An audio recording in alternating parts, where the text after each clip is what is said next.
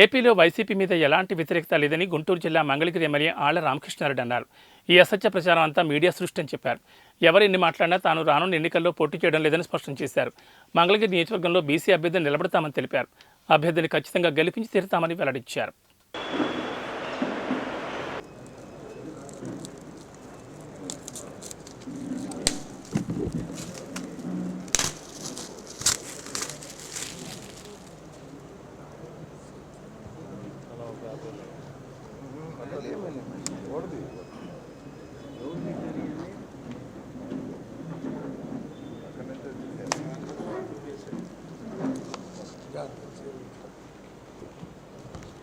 పనిచేసేది ప్రభుత్వాలు పనిచేస్తాయి.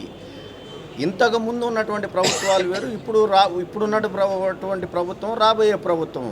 జగన్మోహన్ రెడ్డి గారు సంక్షేమం అభివృద్ధి రెండు కళ్ళుగా చూస్తూ పనిచేస్తున్నప్పుడు ఏ ఎమ్మెల్యే అయినా కూడా ప్రజల కోసం పనిచేయాల్సిందే, పనిచేస్తారు. అందులో మరి ముఖ్యంగా రాజధాని ప్రాంతమైనటువంటి మంగళగిరిలో జరిగినటువంటి ఈ అభివృద్ధిని కంటిన్యూ చేస్తూ గెలవబోయే అభ్యర్థి కూడా ఖచ్చితంగా ఆ అభివృద్ధిలో పాల్గొంటాడని నేను చెప్పగలుగుతాను.